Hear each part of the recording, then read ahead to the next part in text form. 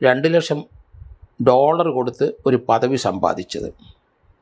സ്ലോവാക്യ നമുക്കറിയാം, അവിടെ ഏകദേശം 55 ലക്ഷം ജനങ്ങളുണ്ട്. അവിടെ കള്ളക്കടത്താണ് ഇപ്പോൾ അവിടുത്തെ വലിയ വരുമാനം. ഡ്രഗ്സിൻ്റെ ഹോൾസെയിൽ ഡീലറാണ്. ആയുധങ്ങളുടെയും ഡീലേഴ്സായിട്ട് കള്ളക്കടത്ത് ആയുധങ്ങളും അവിടുന്ന് പോകുന്നുണ്ട്. അങ്ങനെയുള്ളൊരു സ്ഥലത്ത് പോയി റോയി എന്തിനാണ് ഒരു ഡിപ്ലോമാറ്റ് പദവി വാങ്ങിച്ചത്? ഇന്ത്യയിൽ ഏറ്റവും കൂടുതൽ ബാങ്കുകൾ വരുന്ന മഹാരാഷ്ട്രയിലും ഗുജറാത്തിലും തന്നെയാണ്. അവിടേക്കാണ് അദ്ദേഹം അംബാസഡർ പദവി വാങ്ങിച്ചത്. അതിനകത്ത് ഏതോ ഒരു അബദ്ധം പറ്റിയെന്നാണ് ഞാൻ കരുതുന്നത്. കാരണം അവിടെയൊക്കെ തട്ടിപ്പും വെട്ടിപ്പിൻ്റെയും മേഖലയും റോബറി ഡക്കോയിറ്റിയുടെയൊക്കെ മേഖലകളാണ്. അവിടുത്തെ ഒരു തട്ടിപ്പ് നടന്നതിനകത്ത് ഉൾപ്പെട്ടിട്ടുണ്ട്. ഇദ്ദേഹത്തിൻ്റെ ഏകദേശം 9,000 കോടിയുടെ സ്വത്തുണ്ടെന്നൊക്കെ ഒരു വീമ്പിളക്കിയെങ്കിലും 600-800 കോടി രൂപയുടെ കടവുണ്ട്. അതിൽ നിന്ന് നിവരാൻ യാതൊരു നിവൃത്തിയില്ല. അങ്ങനെയുള്ള റോയി ഇതുപോലെയുള്ള 3 സ്റ്റേറ്റിൻ്റെ ഒരു ഡിപ്ലോമാറ്റിക് പദവി മറ്റു രാജ്യത്തുനിന്ന് വിലയ്ക്ക് വാങ്ങിച്ചിട്ടുണ്ടെങ്കിൽ അവിടെ എന്തോ നോട്ടം ഇട്ടിട്ട് പോലെ എനിക്ക് തോന്നുന്നുണ്ട്. അവിടുത്തെ എവിടെയെങ്കിലും ഒരു തട്ടിപ്പ്, കാരണം അത് ബ്ലാക്ക് മണി ഏറ്റവും കൂടുതൽ ഒഴുകുന്ന സംസ്ഥാനങ്ങളാണ് ഇത് 3. അവിടെയുള്ള രാഷ്ട്രീയ മേധാവികൾക്കൊക്കെ കോടിക്കണക്കിന് രൂപയുടെ വരുമാനമുണ്ട്. ആ പണം എങ്ങോട്ടെങ്കിലും ഡൈവേർട്ട് ചെയ്യണം. അങ്ങനെയുള്ള ഒരു ഡൈവേർഷൻ റോയിയുടെ അടുത്തേക്ക് വന്നു. റോയി കൈ നീട്ടി അത് സ്വീകരിച്ചു. കാരണം റോയി കടം കൊണ്ട് മുടിഞ്ഞു നിൽക്കുന്ന ആളാണ്. പക്ഷെ വെളിയിൽ അങ്ങനെയല്ല, സീറോ ഡെപ്റ്റ് എന്നൊക്കെ പറഞ്ഞ് വാചകം അടിച്ചുകൊണ്ട് നടക്കും. അതേസമയത്ത് ഭയപ്പാടാണ് റോയിക്ക്. മരണം ആരെയും വിശുദ്ധരാക്കുന്നില്ല എന്ന് ഇന്ത്യയുടെ കരസേനാ മേധാവി റാവത്ത് മരണപ്പെട്ടതിന് ശേഷം ആരൊക്കെയോ ഏതൊക്കെയോ കോണിൽ നിന്നും വളരെ ക്രൂരമായ ചില ഹാസ്യാത്മകമായ ചില കമന്റുകൾ ഇടുന്നുണ്ടായിരുന്നു. മരണം ആരെയും വിശുദ്ധരാക്കുന്നില്ല എന്ന്.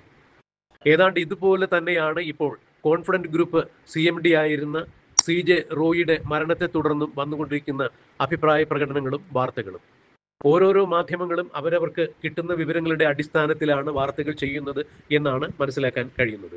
എന്നാൽ ഇത്തരം വാർത്തകളിൽ എത്രത്തോളം സത്യസന്ധമായ കാഴ്ചപ്പാടുകളുണ്ട്, എത്രത്തോളം സത്യസന്ധമായ നിലപാടുകളുണ്ട്, സമീപനങ്ങളുണ്ട് എന്നുള്ളത് പരിശോധിക്കപ്പെടേണ്ടത് തന്നെയാണ്. 10,000 കോടി രൂപയുടെ ആസ്തിയുള്ള ബിസിനസ് സാമ്രാജ്യത്തിന്റെ അധിപനായ, അല്ലെങ്കിൽ 10,000 കോടി രൂപയുടെ ആസ്തി ഉണ്ടെന്ന് പറയപ്പെട്ടിരുന്ന കോൺഫിഡന്റ് ഗ്രൂപ്പിന്റെ ചെയർമാനായിരുന്ന CJ റോയി എന്തിനാണ് സ്വയം വെടിവെച്ച് മരിച്ചത് എന്നുള്ള ചോദ്യം ഇപ്പോഴും ബാക്കിയാവുന്നു. അത്തരം ചോദ്യങ്ങൾക്ക് ഉത്തരം കിട്ടുന്നതിന് വേണ്ടി തന്നെയാണ് അന്വേഷണ ഉദ്യോഗസ്ഥന്മാർ പരക്കം പായുന്നത്. കേരളത്തിലെ പ്രമുഖനായ ഒരു ബിസിനസ്സുകാരൻ എന്ന രീതിയിൽ അദ്ദേഹത്തിനുണ്ടായ ഈ ദാരുണാന്ത്യം, ഈ ദുരന്തത്തിന്റെ യഥാർത്ഥ മുഖം എന്താണെന്ന് അറിയുവാൻ കേരളത്തിനും താല്പര്യമുണ്ട്. സീറോ ഡിബറ്റ് ബിസിനസ് എന്നായിരുന്നു CJ റോയി എപ്പോഴും തന്റെ ബിസിനസിനെ കുറിച്ച് പറഞ്ഞിരുന്നത്.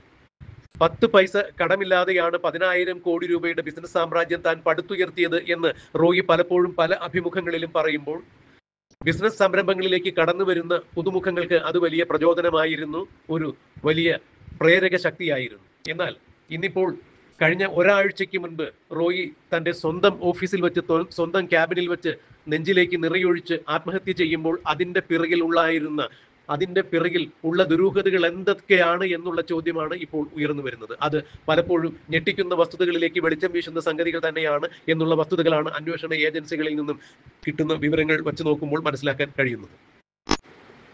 പുറമെ പറഞ്ഞു കേൾക്കുന്നത് പോലെ 10,000 കോടി രൂപയുടെ ആസ്തി റോയിക്ക് ഉണ്ടായിരുന്നില്ല, എല്ലാം വച്ചുകെട്ടലുകൾ മാത്രമായിരുന്നു. അഥവാ താൻ ആഡംബരപൂർണമായ ജീവിതം നയിക്കുന്ന, കോടീശ്വരന്മാരിൽ കോടീശ്വരനായ, ബിസിനസ്സിൽ വിജയിച്ചു നിൽക്കുന്ന ഒരാളാണ് എന്ന് വരുത്തി തീർക്കുന്നതിന് വേണ്ടിയുള്ള ജോയിയുടെ പ്രകടനങ്ങളായിരുന്നു. പ്രകടനാത്മകതയിൽ ജീവിച്ചിരുന്ന ബിസിനസ്സുകാരനാണ് റോയി എന്നൊക്കെയാണ് ഇപ്പോൾ പുറത്തു വരുന്ന കിംവദന്തികൾ. അതിലെത്രത്തോളം വാസ്തവമുണ്ട് എന്നുള്ളത് അറിയില്ല, അതിന്റെ പുറകെ നമ്മൾ പോകുന്നില്ല.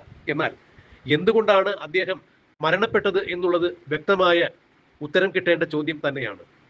ആദായ നികുതി വകുപ്പ് ഉദ്യോഗസ്ഥർ അദ്ദേഹത്തിന്റെ ഓഫീസിൽ പരിശോധന നടത്തിയത് കൊണ്ട് മാത്രം റോയി ആത്മഹത്യ ചെയ്യാൻ വേണ്ടും മണ്ടനല്ല. കാരണം ആദായ നികുതി വകുപ്പ് ഉദ്യോഗസ്ഥർ കണക്കിൽപ്പെടാത്ത എന്ത് തന്നെ അദ്ദേഹത്തിന്റെ ഓഫീസിൽ നിന്ന് രേഖകൾ കണ്ടെടുത്താലും, എത്ര കോടി രൂപയുടെ കണക്കിൽപ്പെടാത്ത പണമുണ്ടെങ്കിലും അതിനെല്ലാം കൃത്യമായ പിഴകൾ അടച്ച്, നികുതി അടച്ച് ആ കേസുകളിൽ നിന്നും ഊരിപ്പോരാൻ സാധിക്കും എന്ന് പരിണിത പ്രജ്ഞനായ ബിസിനസ്സുകാരനായ റോയിക്ക് നന്നായി അറിയാം. അതുകൊണ്ട് ആദായ നികുതി വകുപ്പിന്റെ ഏതെങ്കിലും തരത്തിലുള്ള ഒരു റെയ്ഡ് തന്റെ ഓഫീസിൽ നടന്നതിന്റെ പേരിൽ പണസംബന്ധമായ ഒരു കാര്യത്തിന് റോയി ആത്മഹത്യ ചെയ്യില്ല എന്നുള്ള കാര്യം സുവ്യക്തമായ സംഗതിയാണ്. അങ്ങനെയെങ്കിൽ പിന്നെ എന്തിനാണ് റോയി ആദായ നികുതി വകുപ്പിന്റെ റെയ്ഡിനിടയിൽ ആത്മഹത്യ ചെയ്തത് എന്നുള്ളതും ചോദ്യം തന്നെയാണ്.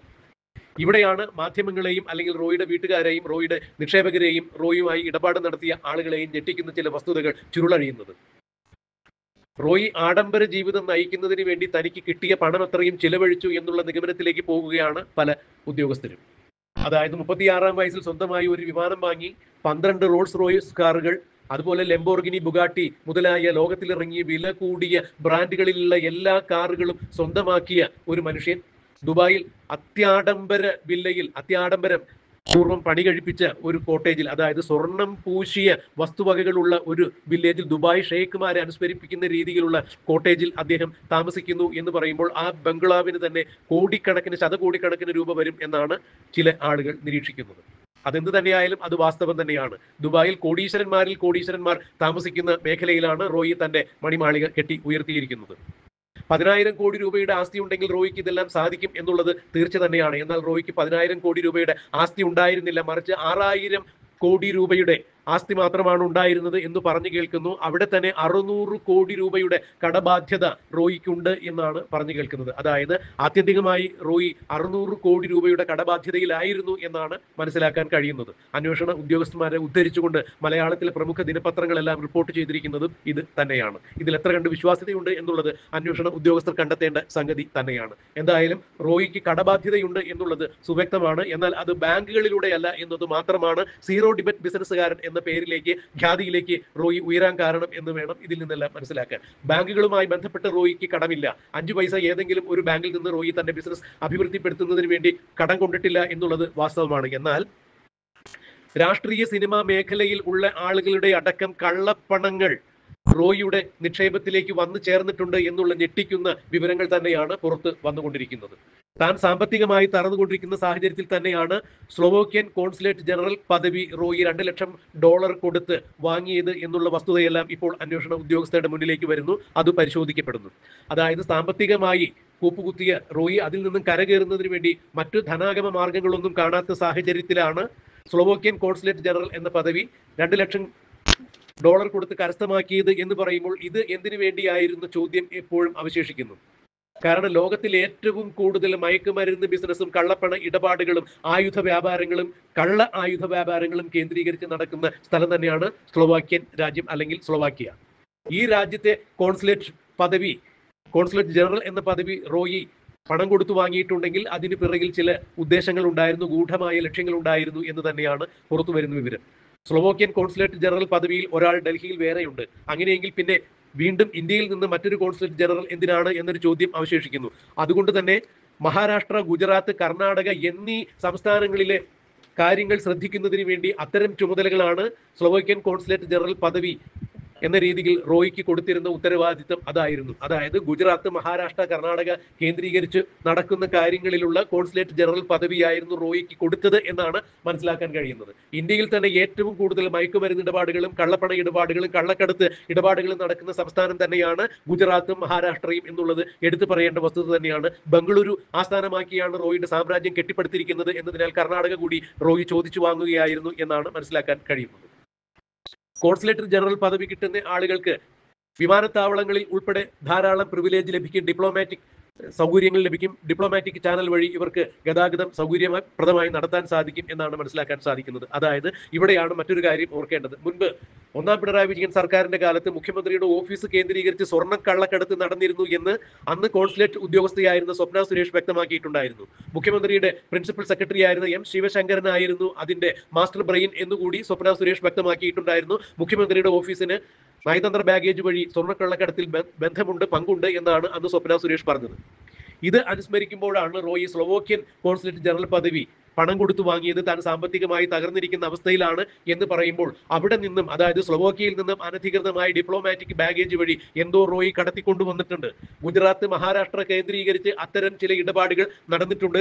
അത്തരം ചില ഇടപാടുകൾ റോയിയുടെ കോൺഫിഡന്റ് ഗ്രൂപ്പിൽ വൻ തുകകൾ നിക്ഷേപിച്ചിട്ടുണ്ട്. ആ വൻ തുകകൾ നിക്ഷേപിച്ച ആളുകളുമായി ബന്ധപ്പെട്ട ചില രേഖകൾ റോയിയുടെ ഓഫീസിൽ ഉണ്ടായിരുന്നു, റോയിയുടെ അടച്ചുവച്ച ലോക്കറിൽ ഉണ്ടായിരുന്നു. ഈ ലോക്കർ പരിശോധിക്കുന്നതിന് വേണ്ടി CBI ഉദ്യോഗസ്ഥർ ഈ ലോക്കർ പരിശോധിക്കുന്നതിന് വേണ്ടി ആദായ നികുതി ഉദ്യോഗസ്ഥർ റോയിയെ സമീപിച്ചപ്പോഴാണ്, അങ്ങനെ ഒരു ആവശ്യം ഉന്നയിച്ചപ്പോഴാണ് റോയി മരണത്തിലേക്ക് നീങ്ങിയത് എന്നാണ് മനസ്സിലാക്കാൻ കഴിയുന്നത്. എന്നാൽ അതിനു മുമ്പായിക്കൊണ്ട് തന്നെ റോയി മരിക്കാൻ തീരുമാനിച്ചിരുന്നു. അതിന്റെ ദൃഷ്ടാന്തങ്ങളാണ് അദ്ദേഹത്തിന്റെ ഡയറിയുടെ 20 പേജുകളിൽ ഉണ്ടായിരുന്നത്. അതിൽ അവസാന 9 പേജുകളിലും തന്റെ ആസ്തി ബാധ്യതകളെ കുറിച്ച് തന്നെയാണ് എഴുതിയിരുന്നത്. എത്ര രൂപ കടമുണ്ട്, ആർക്കൊക്കെ പണം കൊടുക്കാറുണ്ട്, നിക്ഷേപകരെ ചേർത്ത് നിർത്തണം, ഒരിക്കലും അവർ നിരാശരാക്കരുത്, ഇനിയും എന്റെ കാലശേഷം ഓഫീസ് എങ്ങനെ കൊണ്ടുപോകണം, ആരൊക്കെ ചുക്കാൻ പിടിക്കണം എന്നുള്ള കൃത്യമായ വിവരങ്ങൾ ഡയറിയുടെ അവസാന 9 പേജുകളിൽ എഴുതിയിരുന്നു പറയുമ്പോൾ റോയി കൃത്യമായി തന്റെ മരണം മുൻകൂട്ടി നിശ്ചയിച്ചിട്ടുണ്ടായിരുന്നു.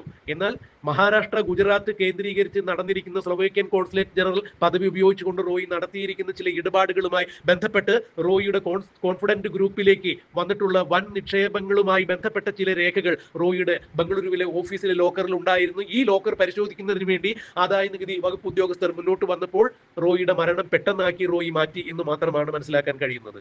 എന്തായാലും ഒരു കാര്യം ഉറപ്പാണ്, റോയി ആരെയൊക്കെയോ ഭയപ്പെട്ടിരുന്നു. ഗുജറാത്ത്, മഹാരാഷ്ട്ര കേന്ദ്രീകരിച്ച് സ്ലോവാക്യൻ കോൺസുലേറ്റ് ജനറൽ പദവി ഉപയോഗിച്ച് ഗുജറാത്ത്, മഹാരാഷ്ട്ര വഴി കടത്തിയ എന്തോ ഒന്ന് റോയിയെ ഭയപ്പെടുത്തുന്നുണ്ടായിരുന്നു, ആരോ റോയിയെ ഭീതിപ്പെടുത്തുന്നുണ്ടായിരുന്നു. ഈ ഭീതി തന്നെയാണ് റോയിയെ ആത്മഹത്യയിലേക്ക് നയിച്ചത് എന്നുള്ള വിവരങ്ങളാണ് അന്വേഷണ ഉദ്യോഗസ്ഥരെ ഉദ്ധരിച്ചുകൊണ്ട് ചില മാധ്യമങ്ങൾ പുറത്തുവിട്ടിരിക്കുന്നത്.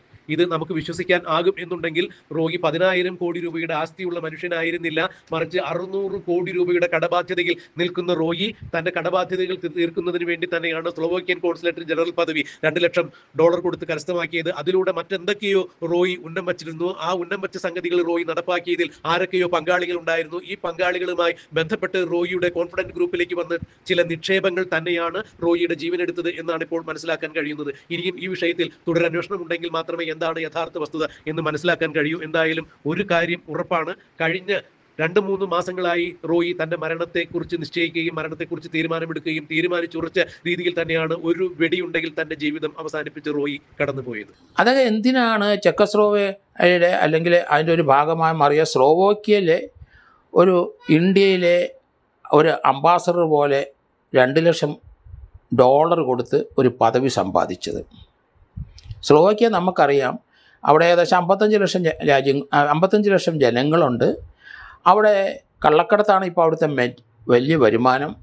ഡ്രഗ്സിൻ്റെ ഹോൾസെയിൽ ഡീലറാണ്.